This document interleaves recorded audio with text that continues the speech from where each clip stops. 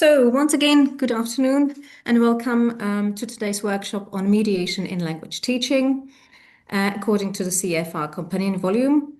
My name is Mariela Hodová-Vališová, and I'm happy to guide you through this topic, which in my opinion is not only interesting, but also highly relevant for us as language teachers, so that we can incorporate it into our own teaching.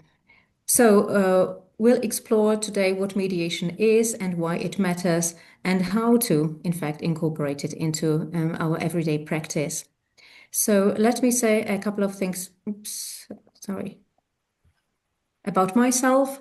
My name is Mariela Hodová-Vališová, and I'm an assistant professor at the Masaryk University Language Center, working at the Faculty of Medicine here in Brno. So hello from the Czech Republic. I specialize in English for specific purposes. I completed my PhD in 2024, focusing on how Czech EFL learners formulate requests and apologies. My research interests include pragmatics, politeness, speech acts, academic writing, and ESP course design. Let me say a few words. Let me say a few words about the Masaryk University Language Center, which was established in 1971. So it has a long-standing tradition in language teaching. This is the largest university. This is the largest university language center in the Czech Republic. There are 10 specialized units. It means that at each faculty there is a separate language unit. Every semester we teach more than 10,000 students who take courses with us. The center employs over 100 staff members, and the language center cooperates internationally with more than 30 partner institutions. So this was the introduction, and now let's start working. This is supposed to be a workshop, so I hope you will participate actively. So before we speak about mediation and its parts, I would like to learn something about your prior knowledge. So let's start. We'll go through this activity step by step together. So the first slide is about your association. So what is the first word or a phrase that comes to your mind when you hear mediation? Don't overthink it, okay? There are no right, wrong answers. Write what comes to your mind.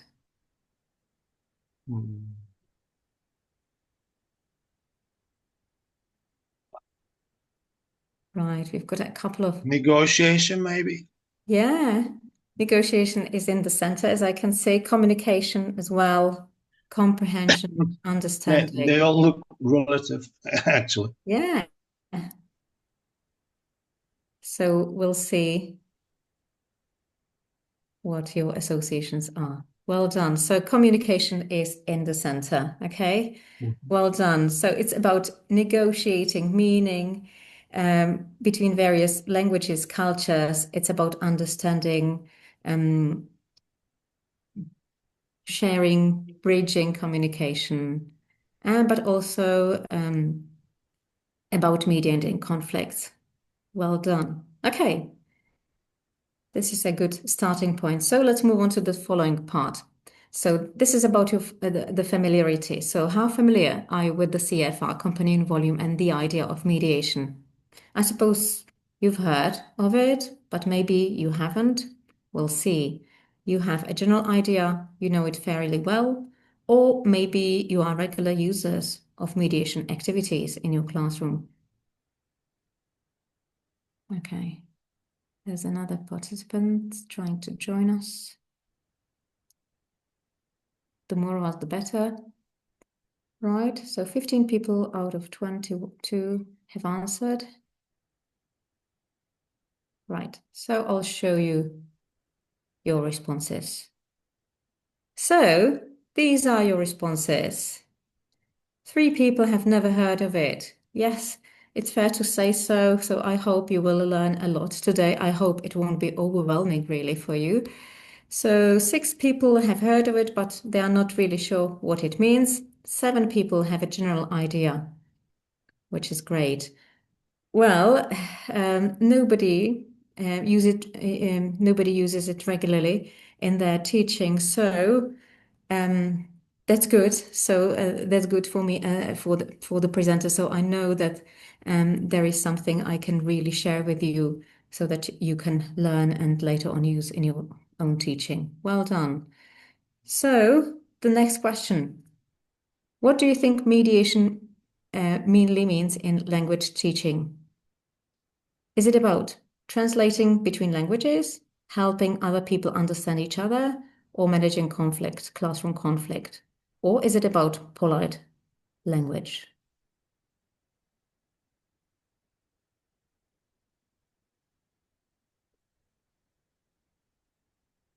So 15 people have answered.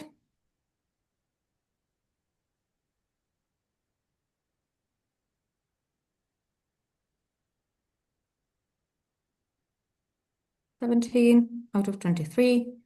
So let's have a look at your answers. Great. All of you think that helping mediation is about helping people understand each other. Great. And you are all right. Okay. But the truth is that mediation includes also the rest of these activities, which are here as options: translating between languages, managing classroom conflict, as well as teaching polite language. But this is the core: helping people understand each other. Well done. So, and this brings me to the last question. Who do you think mediates more often? Are they teachers or students? Or both equally? You can also feel that both groups mediate equally in the classroom.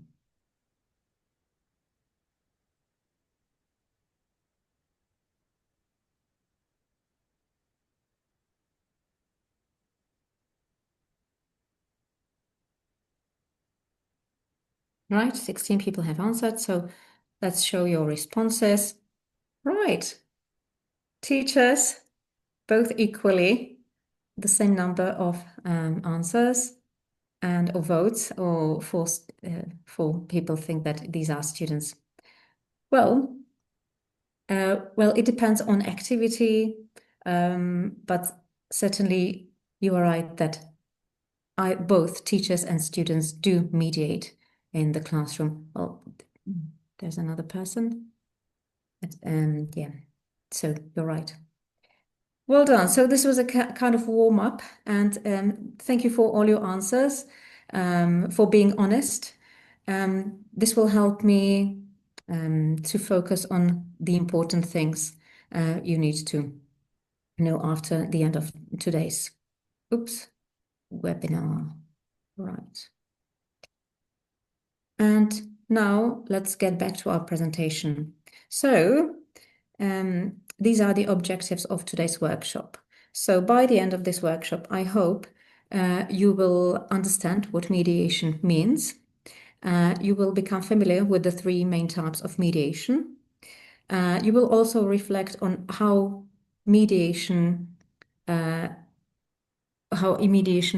is used already in your classroom teaching, even if you haven't called it that way. And I hope there will be enough time at the end of today's webinar for you to try designing a short mini mediation classroom activity. So, this webinar will be about theory, about practical examples, and practical activities. So let's start with an experiential task. I would like you to experience mediation in 3 examples. I've already started presenting the first example. So read this text and follow the instructions. So read the text carefully. Sorry, I teach at the Faculty of Medicine, so I couldn't help it. I had to include something like this in my presentation. So the task is set and clear. So imagine you are explaining this short written medical instruction to a 14-year-old student, or somebody with a lower level of English, or to a parent who doesn't know medical terms, or to somebody with lower health literacy, let's say. So I would like you now to go to chat, and I would like you to rewrite it in your own words so that it's clear, simple, and polite.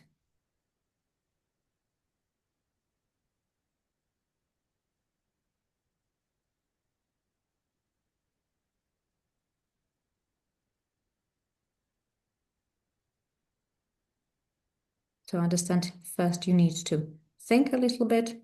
So take your time, but please write.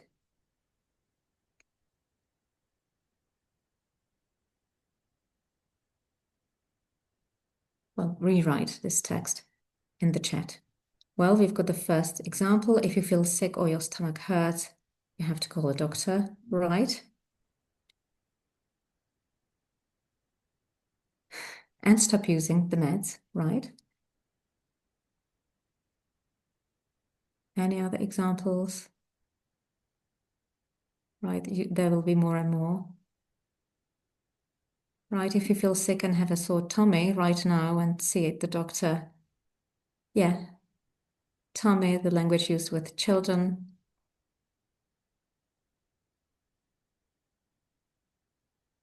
Right, if you have any stomach pain, see the doctor. If you feel like throwing up and have stomach ache, stop the use and call the doctor. If you feel sick and or have stomach ache, stop using these and see your doctor. Well done.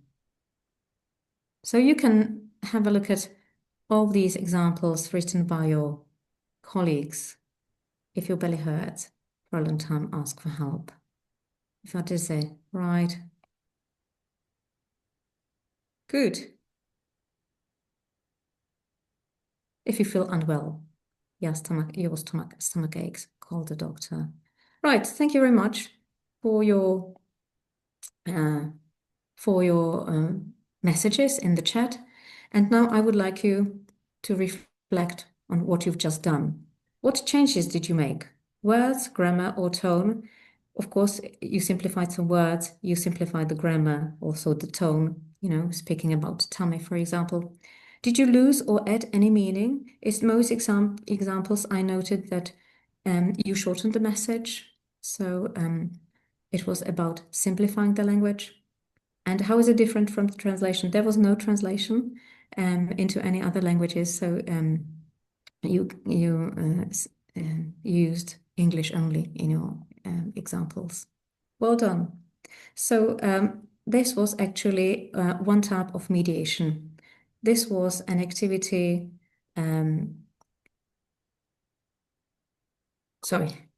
This was a mediating a text activity.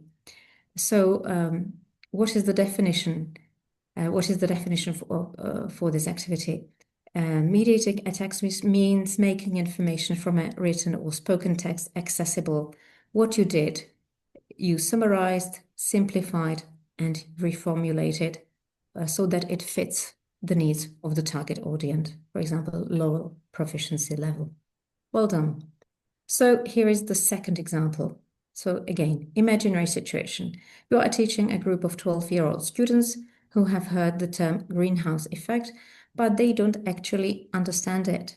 So your task is to explain what it is, why it matters, simply and clearly, not reading a definition, really. So you can use these phrases, words, to help you, as you can use them as building blocks to help your definition or explanation. So can you go, please, back again to the chat and write your explanation? Right, we've got a couple of examples here. So you can go through these on your own, have a look at what your colleagues have just written, pasted here in the chat. Yeah, the gases are distributed around the globe like a blanket, using one of those phrases, and trap the heat coming from the sun. This keeps the earth warm and causes the average temperature to rise, resulting in climate change. Well done. Here is a much shorter explanation. It's like an illness of our planet. It's like if it can't breathe, Well done. Very short and simple, straightforward. Gases in the air act like a blanket around the Earth so that heat can't escape. Raises the average temperature like a blanket, like a glass house for growing tomatoes. Excellent. It happens because too much carbon dioxide keeps the Earth warm. Well done. Right. Excellent. Thank you very much for doing this activity. So now a couple of questions after the activity for you to reflect on what you've just done. So what strategies did you use? Did you use examples, comparisons? Did you simplify? A lot in some cases, yeah. Or connecting to prior knowledge was used in some cases as well. Did you translate or build meaning? And how is this task different from just rewording a definition? Actually, there was no a definition. You were constructing the meaning by explaining it. And this is actually the activity you've just done. This is mediation of a concept, right? This is defined as explaining or reconstructing knowledge, ideas, or processes to help others understand using examples, analogies, connections to learners' prior knowledge. So this was the second activity, second example. Thank you very much. And here comes the third one, right? This time it is a picture. Look at this image and imagine. Imagine a non-English speaking colleague or a student sees this picture, and he or she asks you, why is the woman sitting on a cloud shaped like a 9? How would you explain what this picture means? So first thing, then go to the chat and write your explanations.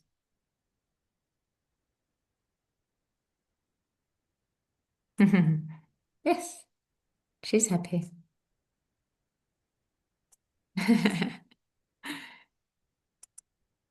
Well, this is true that for better health, it's recommended to sleep for at least 9 hours a day. Yeah. And only happy people can do it, really. She's happy, confident. It's an idiom saying the person is sitting on cloud nine. On cloud nine. Sorry, 9. She's very happy indeed. Yeah. Yes. Yeah. Or perhaps, yeah, that could be various kinds of associations, but yeah, to be on cloud 9 is a saying about being very happy. Well done.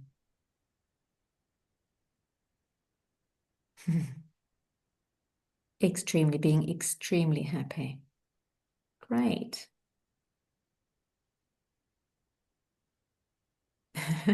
Yeah, is it number 6 or 9? Well, it depends. Yeah, on your point of view, on the point of view. Right.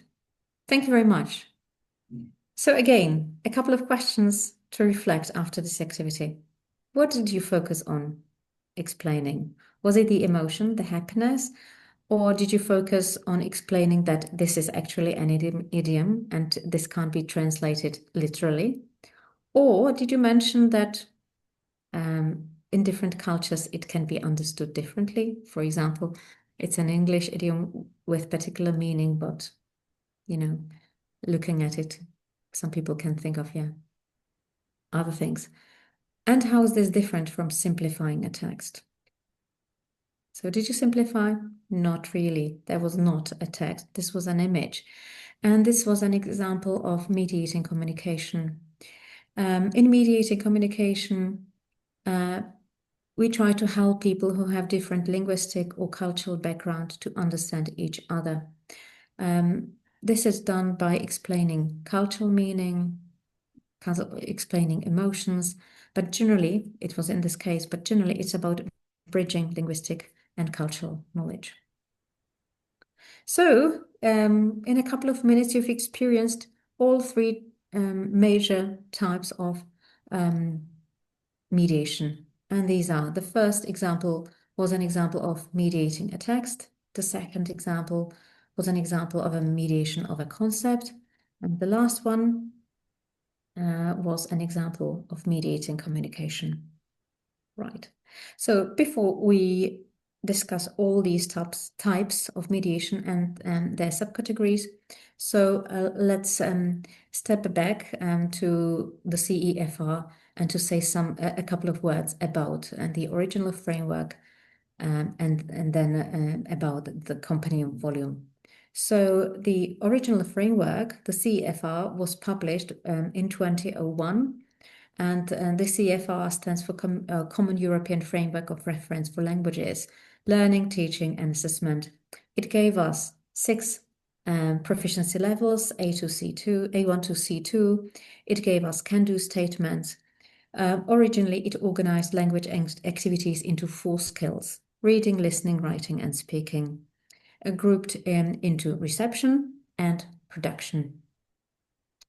This is the original definition taken from the CFR published in 2001. As you can see, language use here is to embrace both reception, production, and also interaction.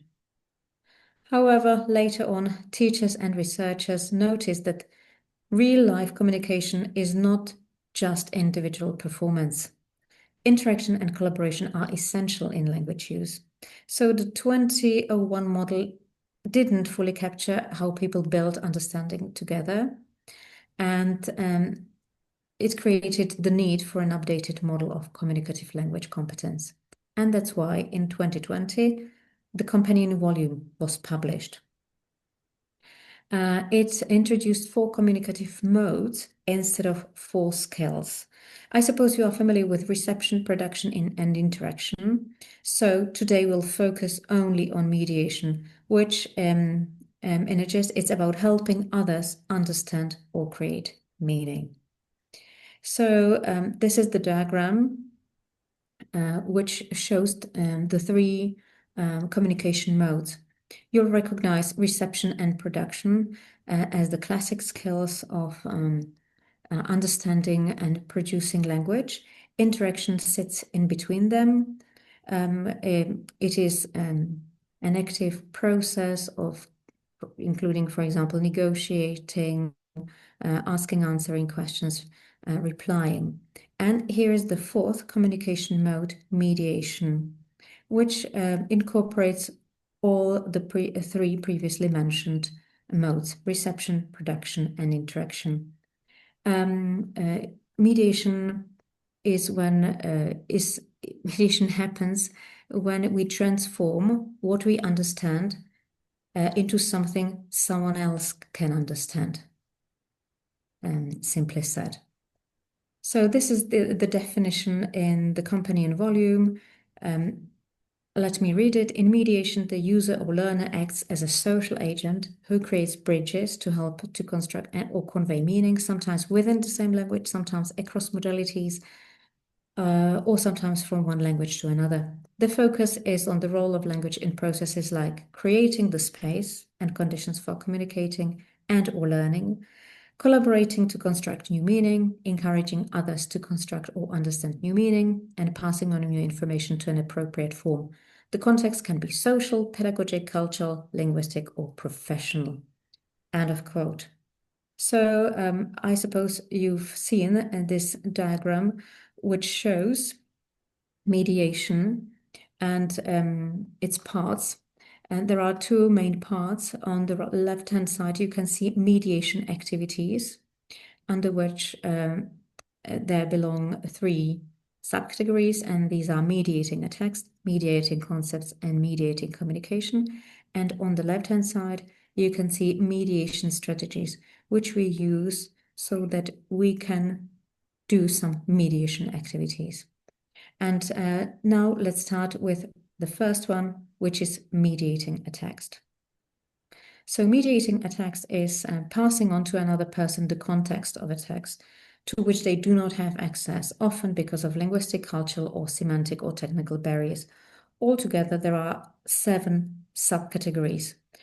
We'll have a look at each of these, plus on each slide there will be some typical classroom examples so that you have a clear idea what each subtype is about. So the first type of mediating attacks is relaying specific information. So this is about scanning a text or listening for some exact information. So it is not necessary to understand everything. It's only about taking some specific pieces of information from the text, for example, times, places, prices, okay? So typical classroom examples you can read on your own here. So giving someone the time from an announcement, picking out relevant details from an email, for example. The second subtype is explaining data. So this is frequently done, for example, when students or learners present, they transform information from graphs, charts, tables, or visuals into clear verbal explanations, right? So again, typical classroom examples include, for example, interpreting visuals, describing a weather chart, or explaining trends in a graph, right? So this is quite easy to imagine. The third category is called processing text. This time it is about summarizing, right? It is about understanding all main points and reformulating and condensing the information, but keeping the core ideas, right? So typical classroom examples are summarizing an article, for example, or combining key points from several sources from a listening, from a text, and writing a summary. The fourth type is translating a written text. This is usually done in an informal context. This is done spontaneously. And the most important thing is to convey the essential meaning. It is not about producing a polished word-for-word professional translation, right? Just to give you an example from real life, for example, I don't know, providing a basic written translation in a school or work context could be providing a quick oral translation of what the email says without going into details. This is what we do when we comment on, some emails telling our colleagues what we've learned. So this is a real life example. The following one is very important for learners. This is note taking. So after listening to a presentation, learners or people are supposed to write clear, coherent notes, either for themselves or for other people. So it's about selecting important information and organizing it logically, right? So examples include taking notes during a presentation, or noting down some steps or decisions, or capturing main ideas from a podcast, for example. So the CFR has two approaches or distinguishes two types of response to creative text. The first one is personal response, and the other is analysis and criticism. So let's have a look at each of them separately. So personal response to creative text is quite clear. I think it's about your personal reaction, for example, to a story, film, or another, piece of art.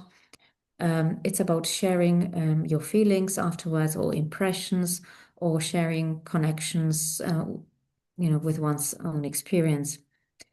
Typical examples after watching, I don't know, a film, describing or saying which character you liked, why you liked, which scene you enjoyed, whatever, right? So this is personal interpretation.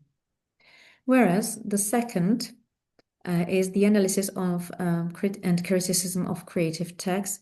This is, I would say, a more advanced, more formal response to creative work. It focuses on interpretation, structure, technique, style, for example. It's about comparing two novels or films, commenting on themes, characters, topics. It's also about evaluating stylistic devices used there, or discussing how, for example, this film or book, novel follows or breaks genre conventions. In my opinion, this is more suitable for more advanced learners with high level of proficiency. And this brings us to the summary. Mediating a text involves turning a source, which is either written, spoken, or visual, into something accessible and meaningful for someone else. And there are 7 subcategories. And I think I've been really speaking for a long time, so now it's time for you to practice and to test what you remember from my mini presentation. So, so could you please scan this code or QR code and do the quiz? Maybe on your phones it'll be the best way how to do it. So it's a matching activity. So scan the code and match those 7 subcategories of mediating a text and their typical examples. So once you've finished, please write it in the chat that we can go on. So we can continue. Of course, you were able to see the results. So these are the results. And these were all 7 examples of mediating a text, right? So you can, afterwards, you can go back to it if you want, if you like. So the QR code will be in my presentation. So after mediating a text, we can move on to mediating concepts, right? So it's about collaborating in a group or leading group work. Unlike mediating a text, there is no source text. The emphasis is on working and thinking together, right? So I would like now to work together as a group. I would like you to work together as a group, and we'll experience mediating concepts in a short experiential activity, right? I will guide you through this activity, so please just follow my instructions. So the first step is to think, okay? I would like you to take, well, let's say 30 seconds only, because really the time flies and there are so many things to be done. So take 30 seconds, think silently. What makes a good school trip? Do not type it in the chat yet, please.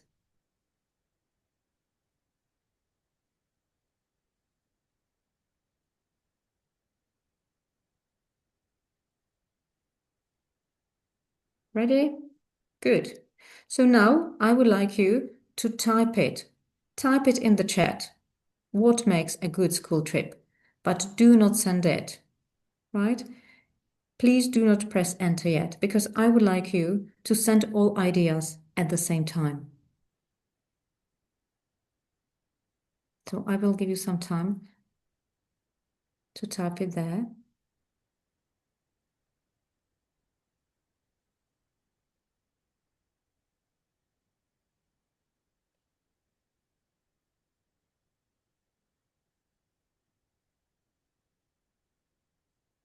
Right, what makes a good school trip? And now, step 3. I would like you to share with your colleagues. So on my count, everyone presses enter. So 3, 2, 1, go. Okay, press enter. And now we'll look for patterns and connections. What makes a good school trip? Informative as well as entertaining. What's important? People, time, place, atmosphere, experiences. Relations among the participants. Positive atmosphere. Good program. What does it mean? Yeah, good program. For everybody, it means something else. So yeah, so we can discuss it. Both fun and educational, right? People who get on well. Friendship, weather, right? What kind of weather, right? I suppose for people from different countries, different weather would be, their priority. For somebody hot, for somebody cold weather. Right, friends. Well, yeah, good trip needs preparation, planning, good program.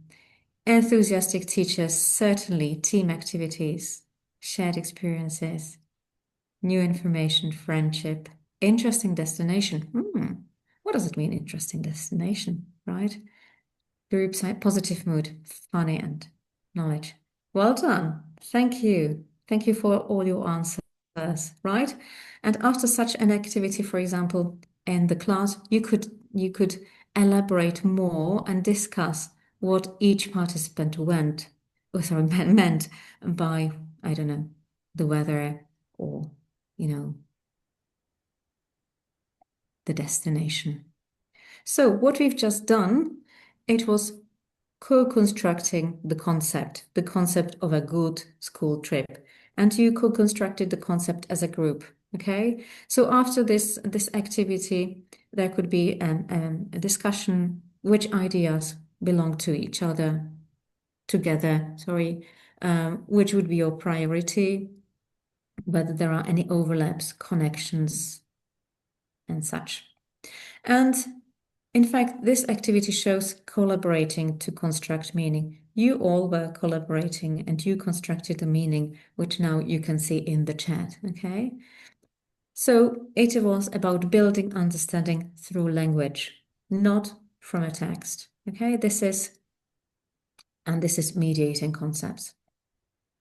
So mediating concepts is about facilitating access to knowledge and concepts through language. So it means using language to help others understand ideas, but also develop new knowledge. So you were working together in a group, and my role was the role of a facilitator, guiding your work, guiding the group. And to make this possible, learners need to first create positive conditions for collaboration and also help develop and build ideas. So the CEFR, companion volume, describes these in 4 scales. These are grouped into pairs. So first, the first one on the left is relational mediation. It's about establishing conditions for effective work, right? And when working in group, it is about facilitating collaborative interaction with peers, but also it is managed by a group leader. So it's about managing interaction. On the right-hand side, you can see the cognitive mediation. It's about developing and elaborating ideas, right? So you were collaborating together as a group to construct meaning, and me as the facilitator, I was encouraging conceptual talk. So, yeah, let's have a look at these 4 scales separately, including examples. So, facilitating collaborative interaction with peers. This is about helping a group work together smoothly. So, keeping the discussion balanced, moving forward, but supporting others to contribute without taking a leader role. It is really about collaboration. So, the leader is somebody else, the teacher or another student. Typical examples, for example, summarizing key points before moving on, students working together on a project, or inviting quieter students to share ideas, okay? Or asking questions to help the group progress. The second kind or type is collaborating to construct meaning. This means really working together, developing ideas, solving problems, creating shared understanding, co-constructing concepts. So this is usually done in problem-solving task and project-based learning. So it's about brainstorming ideas together. So asking classmates to explain their thinking, but also summarizing the group's idea. So collaboration. The third type of mediating concepts is about managing interaction. Usually, there is one person who takes a leadership role. It does not necessarily have to be a teacher. It within, for example, a project, it could be one of the students, and this person organizes group communication, gives instructions, guides discussion, for example. This is a really more advanced mediation skill, but yeah, but usually in group work, this is very important. So typical examples, again, we can have a look at explaining tasks, checking understanding. Yes, this is what all of us as teachers do.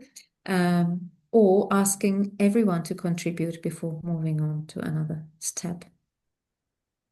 And the fourth type of mediating concept is about encouraging conceptual work.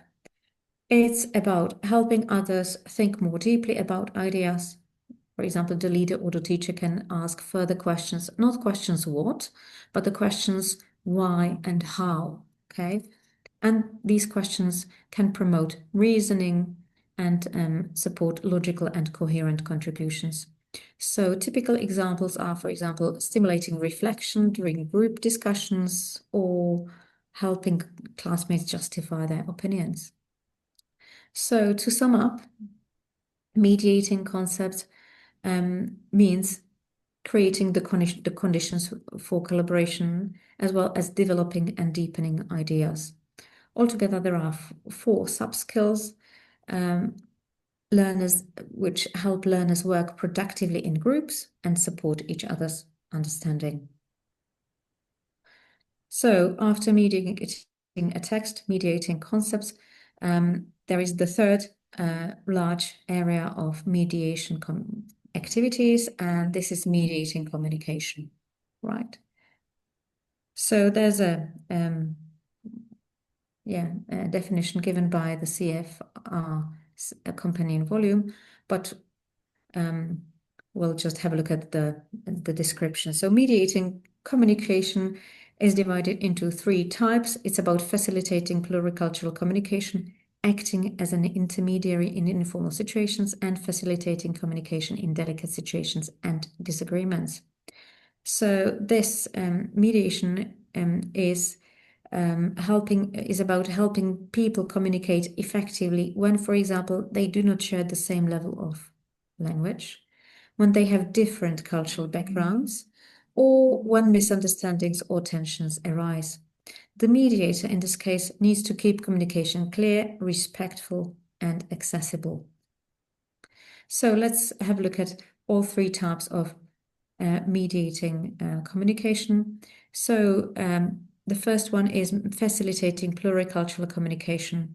So this is about helping people from different cultural backgrounds understand each other. So by explaining cultural references, clarifying, for example, different politeness norms or expectations, and preventing cultural misunderstandings. The mediator acts as a bridge between cultures. Okay, so this is you can imagine the bridge, which is in the logo of your project. So typical examples include, for example, clarifying a cultural reference in a film, okay? Or explaining school customs to a newcomer, right? Or explaining some politeness norms when it comes to, for example, addressing a teacher. The second type is acting as an intermediary in informal situations. It means helping people understand each other in everyday situations. I think we do it every day, not only at school, but in our real lives. This is about paraphrasing, clarifying, simplifying messages, relaying information between people. So this is not really professional interpreting, it's everyday mediation. It is done in an informal context. Practically, practical things are solved this way, and it is done spontaneously, right? So, for example, telling a classmate what another person said in simple language, or, for example, explaining a joke or an expression to another student. And the last type of mediating communication is about facilitating communication in delicate situations and disagreements. This mediation helps people communicate respectfully in sensitive or emotional situations. So the mediator's role is to prevent escalation and support mutual understanding. Typical examples after, a comment on whatever, seeing that the person might have been offended by the comment. So really clarifying intention that when someone feels offended. So helping resolve a small argument, for example, softening tone of some speech acts. So to summarize, mediating communication is about helping people understand each other across cultures, languages, or emotions. The mediator supports clarity, empathy, and mutual respect. And again, this was a long explanation, so time to practice. So there are 3 categories of mediating communication and several examples. Again, this is a matching activity, so please pick and choose the examples that match the categories. And again, once you've finished, please let me know in the chat. Okay, thank you. So this was about mediating communication, and these are the correct answers, but you could see the correct answers once you submitted your answers. So mediating communication is divided into 3 categories, as you can see in these slides. Again, you can go through this after the workshop again, anytime, if you wish to do so. And so we've gone through all mediation activities: mediating a text, mediating concepts, and mediating communication. Now, there is on the right-hand side, there is another category which is called mediation strategies. And mediation strategies, these are the practical techniques we use when we make meaning more, or when we try to make meaning more accessible to other people, right?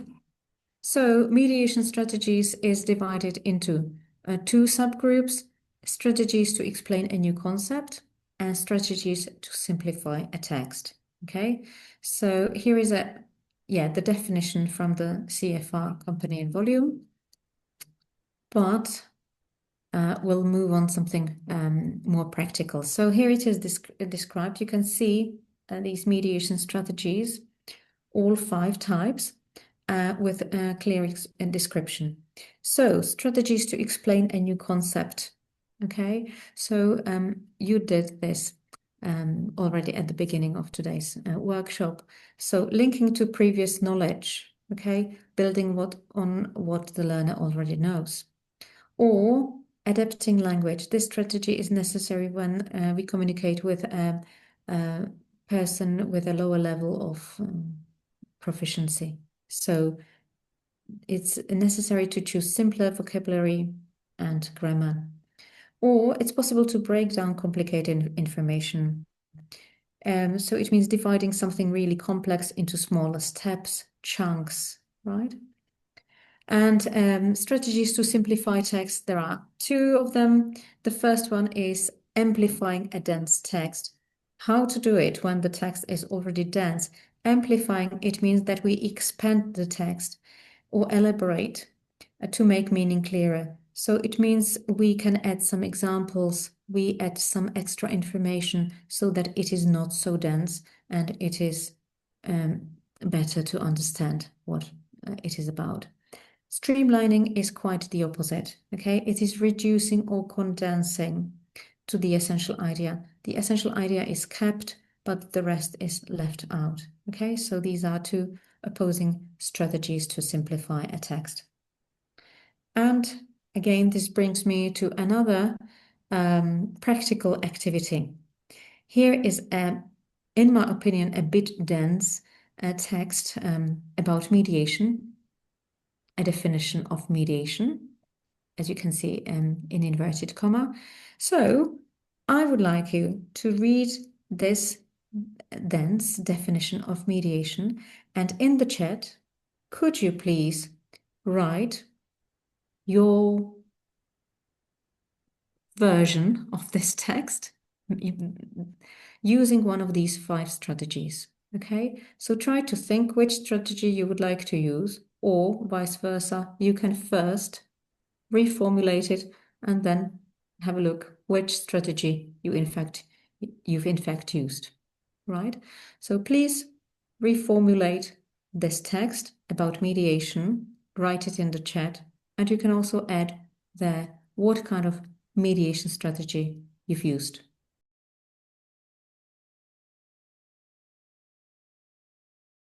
Okay. There are some examples in the chat. However, what's missing is what kind of strategy you think you've used. But anyway, we can have a look at these together. So mediation is about delivering meaning of a text in different situations. One can simplify, explain, help to understand concepts where people would have the access to better understanding of a text or a situation. Yeah. Creating safe space for communication, for example, right? So amplifying, giving examples. Mediation means establish dialogue among people in order to facilitate communication. Short, straightforward, okay? Streamlined. Thank you. Providing opportunities for parties that do not share the same background to understand each other. Great. Relaying information, explaining, understanding between people and cultures. It's like building a bridge. Excellent. So it's linked to previous knowledge. Yeah, because everybody understands what a bridge is, right? Adapting language.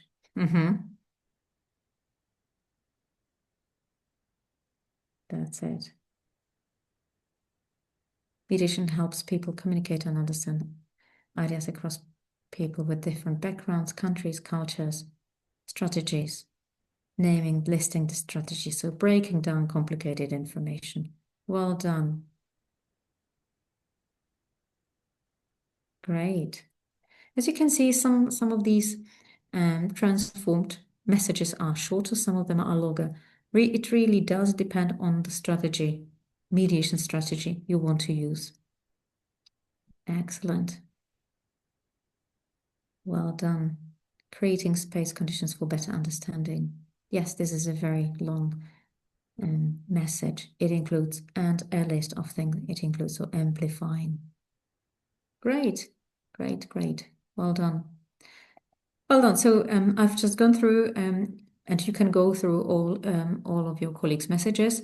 I've prepared some examples here, but I think you did understand the mediation strategies. So let's have a look at some short examples. So linking to previous knowledge, for example, here, mediation is like being the bridge that helps people. Previous knowledge, bridge. Adapting the language, okay? So using simple words, grammar, means helping people understand ideas, text. And breaking down complicated information, it's frequently done using bullet points. So mediation means firstly, secondly, thirdly, and last but not least, making sure everyone understands each other, for example. And amplifying a text, it means taking the dense definition and adding extra information. Mediation is central to the CEFR, which doesn't appear in the original text. So adding information, for example, by clarifying misunderstanding and so on and so forth. You help others build meaning. So this is amplifying. And streamlining is quite the opposite, right? Mediation is helping people understand each other, full stop. So we've gone just through all mediation strategies we use. So now time to reflect which strategy felt most natural to you, whether amplifying, giving more examples, you know, or whether for you it's better to simplify, to use, to streamline the definition, and what strategies you think your students would use, what strategies you find harder, easier than others. So it's, well, time for you to reflect. But certainly mediation is, and we've all of us have just experienced, it's strategic adaptation for clarity. Okay, always there is the need to take into account the target audience, the person we are talking to, or we are mediating the message. And this brings me to the end of my presentation today. In sum, mediation is in fact a paradigm shift in language education. And this is a quote by Enrico Picardo, one of the authors of The Company of Value. Mediation involves explaining, rephrasing, summarizing, or interpreting. It may occur in one language or across languages, and the goal is to make meaning accessible and to support mutual understanding. So we can have a look at again the diagram I showed at the beginning of today's presentation. So now I've walked you through all these types of mediation activities as well as mediation strategies. So now I know it was very fast, but at least you have some ideas what these are about. So now it's time to put everything into practice. So I would like you now to work in small groups. I will put you into teams, and in your teams you will have, well, let's check the time. Yes, you will have, let's say, 12 minutes, okay? And your task in your groups is to create a short mediation task which you can use in your classroom. So it will take up to 10 minutes in your classroom, okay? So first, what you need to do and think and then do, is to choose one type of mediation. Then I want you to include a short input, for example, a short text, message, or a picture, plus instructions for students, can be one sentence, and or a question, which type of mediation it belongs to, a text, a concept, or communication, and what successful student mediation would look like. So what is the expected output, right? So after we get back together again here, I would like you to share a 1-minute summary of your task, if there is time for it. So we will see. Here is the link to Padlet. So could you please, all of you, go to Padlet?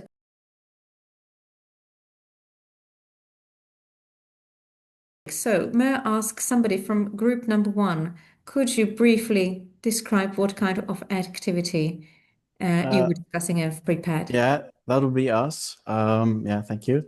So I forgot to put down the concepts actually, but like it was supposed to be activity where basically the students, for example, in chemistry, would have to explain things like nuclear reactions. Yeah. And I think that what find the students very interesting is watching actually like something like that moves obviously and so on, some kind of an interesting video.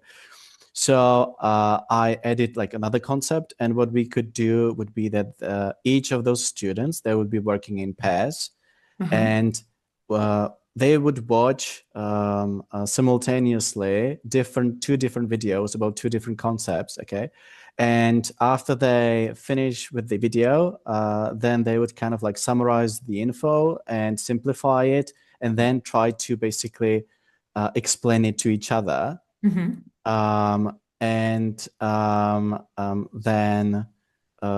they would maybe, they could possibly like rate their explanations, you know? And then what I want to add is some kind of a discussion with the teacher so that he actually like gets them back on track if they are missing something important. And so on. Excellent. Right.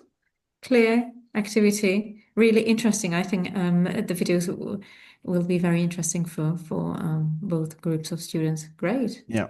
Thank you. And Thank you. something really practical, yeah, action oriented, so to speak. Yeah, understanding various, Yeah. not only videos, but also texts, right? Real life. Yeah. Thank you. So this was group number 1. So group number 2, it still belongs to, I think, group number 1, this picture. Is caution radio? No, it's not ours. It's No, not this yours. belongs to us. Aha. Okay. Yeah. And the activity it was like this, like, or we thought like this, that for example, like to some, like, I don't know, role play, where you have a situation like this, that for example, like some schools go somewhere and they with older and younger students all together, and they see this sign, and the oldest one should explain to the youngest one, because they have, like, they are more familiar with this sign, and also they know better English, so they should explain them, like, in one hand they are going to speak like more like simple language, but also add, like, for example, some examples of what this can mean. So summarize, but in the other hand, like put examples and something like this. So Yes, right. yes. And of course, they need to use their prior knowledge, because Yes, it's yes, not it it's was not only about the language, but it's about their knowledge, using their yes, knowledge so that they can yes, explain it properly to younger students. yes, something like this. Excellent. Right. So of course, there could be other activities related to that. So this is the mini activity. But if you, for example, pre-teach some vocabulary, but then if you have a discussion later on or whatever. Thank you very much for this activity. So let's have a look at the activity designed by group number 3. That would be us. I don't really remember which group we belong to, but anyways, now that it's there, we thought about a group work or a pair work with some idioms and idiomatic expressions, and depending on the level of the language users, you can then variate what kind of things there would be. And so the first step would be for the students to try and derive the meaning on their own, and also be mindful about the process of the task. So they would actually pay attention to the different stages of their thinking, and try to maybe document or explain why they think that something is this and not that. And later on, we could then in the bigger class discuss their ideas, and where is it that they ended up, and perhaps laugh together what comes to the wrong meanings and so on. And maybe, like, as a derivative of this, that they could use some creativity, they could create some memes, and that would also bring this closer to their own culture and their own, like, young background. Yes. Well done. Well done. So yeah, there are idioms you may feel like that, yeah, it belongs to high level of proficiency students, but it's not true. They watch a lot of, podcasts, movies, and there are a lot of idioms used, but it's very important that the students understand what is actually said is not meant this way because this is an idiom. Right. Well done. Very practical. Group And number 4. Sorry. No, already anticipating what the picture of Lenas is all about. Okay. Well, really keen to hear about this picture. Group number 4. Can you tell us something? I think Trevor is going to tell us. Yes, what we decided was about mediating communication and going for the pluricultural approach. And basically, because this is something from Finland, and so if you have some Finnish students talking to students at a different culture, they would sort of show them and introduce it to them, and basically, and that would sort of invite discussion about, okay, what is this? What is the significance of this particular dish? Does it have cultural significance? Is it made at a certain time of year? Is it made by is it like a group activity, or one person does it, and that sort of thing? And is there a similar things in the receptive culture? And as Lena has told us, this is actually a dish that is eaten in Finland only at one time of the year, and that's Easter. And a lot of countries do have things that they do, that they eat in Easter. Like I'm from New Zealand, but we also follow the British tradition of hot cross buns. We only eat those at Easter, and so. And then they could sort of open up a thing like, okay, what are specific cultural foods that are eaten at certain time of years, and that can bring about a sort of intercultural communication. So I think that's Excellent. so it's more communication, more chatting, not so many memes, and Yes.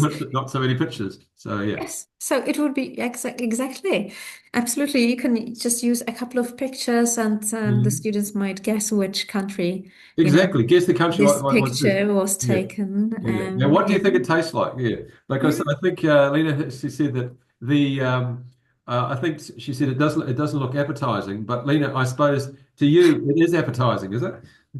I've never tasted it. I don't Well, know. I would say that it's an acquired taste.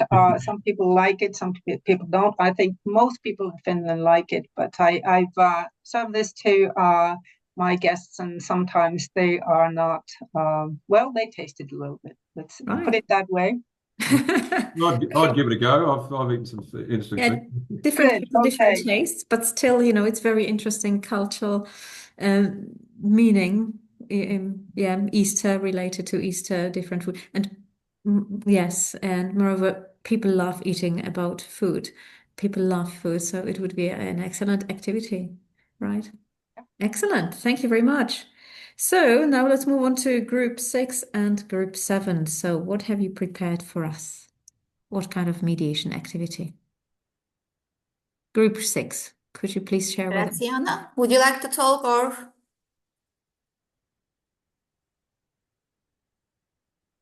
Okay. With this picture, we chose mediating a concept, actually, and bullying as the keyword. And we aimed at the students at the age of between 10 and 12. And we asked them actually to look at the pictures and to read the simple messages, very simple messages on the visual aspect. And also we wanted some conceptual as well as behaving some vocabulary or using the picture as a mediation for them to understand bullying is a bad thing. And we want to behavioral outcome which encourage them to behave in a good way in the classroom towards their peers. Right.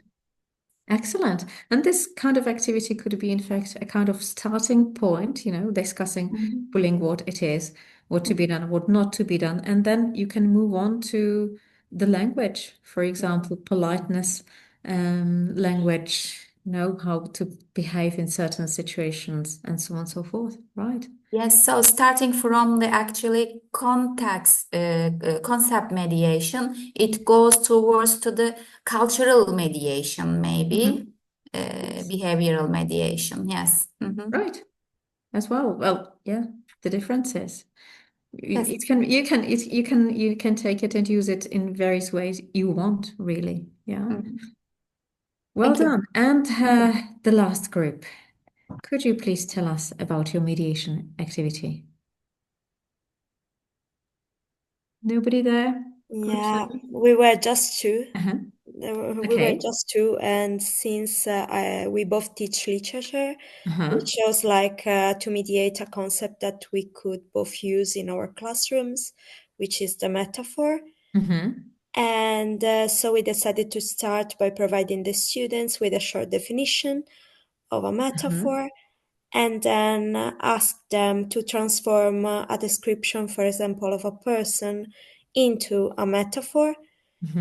And once the exercise is done, because it was kind of guided, let's say that, they can try to create their own original metaphor without any prompt. Right. Okay. So explaining the concept, but then taking it further on, creating their own examples in order to understand the concept. Well done. Yeah. So thank you very much for your mini activities. This is the end of my presentation. So I would like to thank you all of you for your attention and active participation in all the activities. If you want to get in touch, this is my email address. So I will certainly share with you the presentation, all the slides. So if you later on think of anything you would like to ask concerning mediation, get in touch with me.